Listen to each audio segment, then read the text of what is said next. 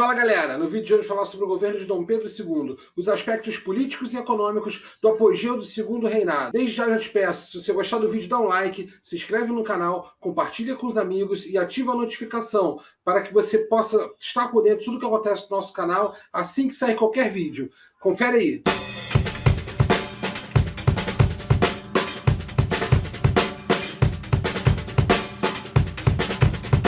No nosso vídeo sobre o período regencial, vimos que o Brasil estava assentado sob um clima de muita instabilidade política.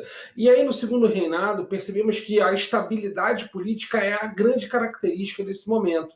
Como isso acontece? É isso que a gente vai ver ao longo de todo esse vídeo. Primeiramente, é importante perceber que o jovem Dom Pedro II, que foi chamado ao governo com 14 anos de idade e foi coroado com 15 anos de idade, ele mantém a estrutura socioeconômica de forma muito clara. O golpe da maioridade ele não altera a estrutura. Temos dois partidos, o Partido Conservador e o Partido Liberal. Porém, não há uma grande mudança na estrutura socioeconômica. Mantemos a lógica do latifúndio escravista no Brasil.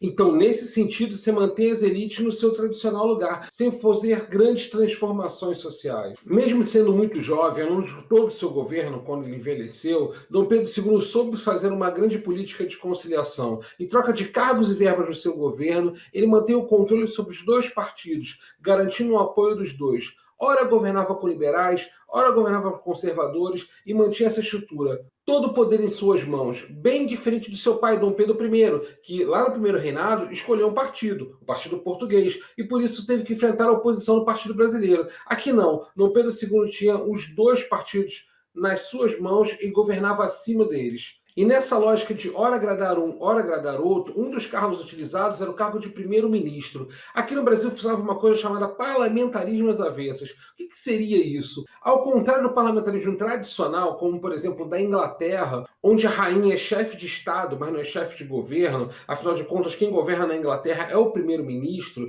que é escolhido através do parlamento, aqui no Brasil não. Essa escolha era feita por Dom Pedro II. Era Dom Pedro II que escolhia o chefe do gabinete de ministros. Dessa forma, ele controlava o poder e a lógica vinha dele para o gabinete de ministros, e não o contrário, como numa lógica de parlamentarismo clássico. Por falar em Inglaterra, é importante destacar a relação entre o Brasil e esse país no século XIX. Afinal de contas, a Inglaterra era a grande potência mundial nesse momento, e era importante perceber como se dava essa relação, que em dado momento foi muito próxima e em outro momento foi distante. Num panorama geral, podemos destacar que a questão girava principalmente em torno da questão do trabalho e da industrialização. Podemos falar sobre a questão da industrialização. O que acontece? O Brasil tinha o seu mercado interno invadido por outros ingleses desde a época de Dom João, que tinha acordos muito favoráveis, com taxas muito reduzidas. Isso se perpetuou pelo primeiro reinado e avançou pelo período regencial. Só que Dom Pedro II queria aumentar a arrecadação em relação a esses produtos. Daí criar a tarifa Ovos Brancos, que seria fundamentalmente um aumento dos impostos sobre os produtos ingleses. Claro que isso vai desagradar a Inglaterra, que vai retrucar no ano seguinte, aprovando no seu parlamento o Bill Aberdeen. O que seria isso? Basicamente seria uma lei que vai atacar o Brasil no que o Brasil tinha de mais importante naquele momento, que era a questão do trabalho escravo. Ou seja, a partir do Bill Aberdeen, a Inglaterra aprisionaria qualquer navio negreiro que tentasse chegar no território brasileiro. É curioso que a Inglaterra se posicionava em meados do século XIX de forma muito efetiva, o seu posicionamento contrário à escravização. Por quê, gente? A Inglaterra ganhou muito dinheiro com a escravização nos séculos anteriores. Só que após passar pela sua Revolução Industrial, a Inglaterra passa a ter uma necessidade de mercado consumidor. Então, como o escravo não ganha salário, logo o escravo não consome. Então, não é por uma questão humanitária, mas fundamentalmente por necessidade lógica de mercado, de conseguir mais mercado consumidor. Então, a Inglaterra aposta nessa lógica de defender o fim da escravidão nas Américas para poder aumentar a sua base de consumidores. E daí, naturalmente, o Brasil vai ser muito pressionada nesse sentido. E essa pressão inglesa é tão forte que em 1860 é aprovada a tarifa Silva-Ferraz. A grande potência mundial, a Inglaterra, conseguia que seus produtos que entrassem no Brasil tivessem novamente impostos mais baixos. E assim ela conseguia ter mais domínio sobre o mercado interno brasileiro. Mas um outro episódio vai marcar as relações entre Brasil e Inglaterra no século XIX, a chamada questão Christie. O nome está relacionado do embaixador da Inglaterra na época. Alguns incidentes relacionados ao naufrágio do navio inglês e o roubo da carga desse navio, e também à prisão de alguns marinheiros ingleses que causavam badernas no centro do Rio de Janeiro, estão relacionados a esse episódio, que provocou o rompimento de relações da Inglaterra e Brasil entre 1863 e 1865. Ou seja, quebra um pouco aquela teoria que durante muito tempo foi muito forte de que a entrada do Brasil na Guerra do Paraguai foi por motivação da Inglaterra, foi por estímulo da Inglaterra. Quando o Brasil entra na Guerra do Paraguai, o Brasil estava com relações rompidas com a Inglaterra. Só no decorrer da guerra que o Brasil vai reatar relações com a Inglaterra. Então é importante perceber esse contexto para poder entender que essa teoria, que durante muito tempo foi muito válida, na verdade era uma furada. Mas a estabilidade política que eu falei anteriormente só foi garantida pela estabilidade econômica que o café proporcionou. Então, o café, na verdade, ele vai começar a ganhar espaço no mercado internacional e vai garantir aquela base econômica necessária. Claro, na lógica do plantation no Brasil, da monocultura, do latifúndio, da mão de obra escrava, da produção voltada para a exportação. Era a lógica que se estabelecia naquele momento, que se consolida no Brasil como a grande ferramenta econômica que domina o mercado brasileiro. O café rapidamente ultrapassa outros produtos, tais como a cana-de-açúcar, por exemplo. Essa tabela que você está vendo aqui embaixo evidencia muito isso, né? O açúcar, por exemplo, que era um grande produto brasileiro, continua sendo, o Brasil sempre produziu açúcar, continua produzindo até hoje, mas, por exemplo, nesse contexto aqui do século XIX, o açúcar da América Central tinha muito mais espaço no mercado internacional, ou seja, naquele momento do século XIX, o grande produto do Brasil é, de fato, o café. Conforme podemos ver nesse gráfico, a liderança do café ao longo do século XIX só se consolidou. Ao final do século, chegava a mais de 60% dos produtos que nós exportávamos. Olha essa tabela que eu fiz para vocês, organizando um pouco dessa produção do café no Brasil. Ela, na verdade, ela começa na Floresta Tijuca, na região do Rio de Janeiro, na capital. Depois ela começa a migrar para o interior do estado. Então, a primeira grande área de produção de café no Brasil vai ser ali aquela primeira região, a região do Vale do Paraíba, do Rio de Janeiro. Cidade de Vassoura, Valença, Barra do Piraí, toda aquela região. Tem outras cidades também, se tem só algumas, ok? Posteriormente que ele vai migrar para a região do Oeste Paulista, Sorocaba, Ribeirão Preto, Araraquara, entre outras cidades, ok? E por que é isso? Fundamentalmente você tem uma produção no Vale do Paraíba, do Rio de Janeiro, que vai desgastar mais rápido o solo. Você tem técnicas mais rudimentares, né? Técnicas que vão provocar um desgaste mais rápido do solo, diferentemente de São Paulo, você tem técnicas que utilizam melhor esse solo e fazem com que a produção seja muito melhor, de melhor qualidade, ou seja, sem tanto desgaste do solo. O próprio tipo de solo, que era muito melhor, que era o chamado solo terra roxa. Outra característica muito forte também é o predomínio do trabalho escravo no Rio de Janeiro, diferentemente de São Paulo. Não é que não tivesse mão de obra escravizada em São Paulo, tinha mão de obra escravizada africana em São Paulo, mas você vai ter ali o predomínio da mão de obra imigrante, principalmente na segunda metade do século XIX. Então, essa é uma característica que é muito marcante, essa transição que São Paulo faz primeiro do que outros estados do Brasil. Até porque a mentalidade do latifundiário de São Paulo é um pouco diferente. Em São Paulo você tem uma mentalidade um pouco mais empresarial, um foco numa propriedade mais capitalista, diferentemente da mentalidade do latifundiário aqui do Rio de Janeiro, que tinha uma mentalidade um pouco mais aristocrática, mais preocupado com o título de nobreza, mais próximo do império, até por estar no Rio de Janeiro, né, mais preocupado ali com ser um grande proprietário de terras e escravos, não tão preocupado com a produtividade daquela fazenda, diferente do fazendeiro de São Paulo, que estava mais focado na lógica capitalista de produtividade e lucratividade. Então, dessa forma, há uma decadência do Vale do Paraíba do Rio de Janeiro e uma ascensão do café do Oeste Paulista, garantiram esse café a hegemonia aí no final do século XIX e a consolidação dele até o início do século XX. Tanto é que esses latifundiários do Rio de Janeiro próximos a Dom Pedro II vão ruindo junto com ele no final do Império, ao passo que os fazendeiros de São Paulo, que vão adotar o regime republicano, que vão ascender juntamente com esse regime republicano. Outro fator muito importante do segundo reinado e definidor em relação à questão da terra no Brasil é a Lei de Terras, que é aprovada em 1850.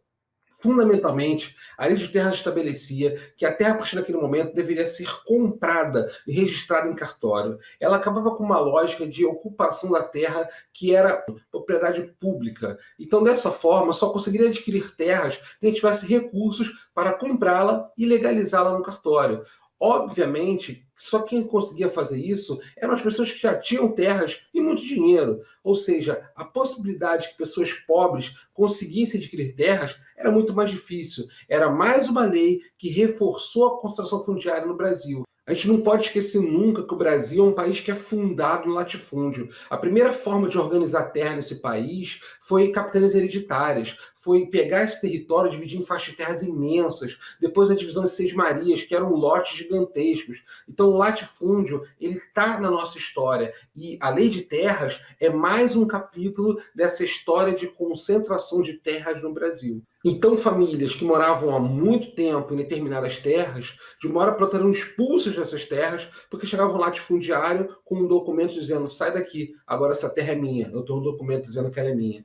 E simplesmente isso acontecia. Com esse sistema escravista, se torna evidente que dentro de pouco tempo no Brasil, o trabalho livre vai ser uma regra, principalmente com a introdução da mão de obra imigrante europeia. Logo, é necessário tornar a terra cativa. Daí a lei de terra ser aprovada em 1850. Era uma forma de ter o trabalho livre, porém a terra cativa. Diferente da lógica anterior, onde a terra era livre, porém o trabalho era cativo. Em relação à crise do sistema escravista, é importante pontuar alguns aspectos. Na verdade, aspectos internos e externos. Fundamentalmente, é importante perceber que a questão da escravidão no Brasil estava em xeque desde 1831, pela pressão externa da Inglaterra. Aqui, se você parar para olhar a data, isso aqui é ainda período regencial. Existia uma lei que proibia o tráfico de escravos, mas que estava sendo negligenciada, né, e sendo tratada como a chamada lei para inglês ver, desde 1831, que era a Lei Feijó. Então você já tinha uma lei que estava sendo descaradamente respeitada em relação à entrada de escravos no Brasil desde novembro de 1831, tanto pelo governo como por latifundiários, por traficantes, enfim, agentes públicos. Então você tem uma sociedade que tem uma lei que é contrária ao tráfico de escravos, mas se faz vista grossa para isso e segue-se a vida. Fundamentalmente, a lei dizia que qualquer escravizado que pisasse no Brasil a partir daquela data era considerado livre, mas essa lei é simplesmente ignorada. Você tem no contexto essa crise do escravismo, como eu falei anteriormente já, e não podemos esquecer a pressão externa da Inglaterra, né, já com a aprovação do Bill Aberdeen. Então, assim, um outro cenário no século XIX de combate ao escravismo em contexto internacional. Toda essa pressão externa, ainda a pressão interna, que eu vou falar posteriormente, vai levar à aprovação em 1850 da Lei Eusébio de Queiroz. Sobre a Lei Eusébio de Queiroz, é um episódio que é muito importante pontuar, porque a partir daquele momento, de fato, começa a ser respeitada aquela questão do tráfico negreiro, que passa a ser proibido. A partir dali você passa a ter uma repressão, uma vigilância muito maior. Claro, continua chegando escravizado no Brasil, mas a partir de agora, através de portos mais clandestinos, mais afastados, né? E naturalmente você vai ter com isso algumas questões, como, por exemplo, o aumento do valor dos escravos. Vai ficar mais difícil chegar escravo no Brasil, então, naturalmente, você vai ter um aumento do valor do número de escravos. Você vai ter também uma questão do aumento do tráfico interprovincial. O que significa isso? Então, escravos subaproveitados no Nordeste passam a ser revendidos para o Sudeste. Em relação à indústria, é muito claro, porque pessoas que investiam na compra de escravos agora vão relocar esse investimento no setor industrial. Você vai ter alguns casos nesse sentido. E em relação à lei de terras, é aquela questão que eu falei anteriormente. Você tem uma possibilidade, né? Você está caminhando para o fim da escravidão no Brasil, está caminhando para o trabalho livre no Brasil, tem que buscar meios de ter uma terra cativa. Então, é curioso, né, que no mesmo ano você aprova uma lei que você está caminhando aí para o trabalho livre, então você vai e prende a terra com a lei de terras. Não é coincidência que seja no mesmo ano que essa lei seja aprovada. Uma lei que você prende a terra e começa a soltar o escravizado. No gráfico de cima, podemos observar o tráfico interprovincial. Como é que os escravos do Nordeste decaíam enquanto os do Sudeste subiam. Isso evidencia o crescimento desse tráfico interprovincial.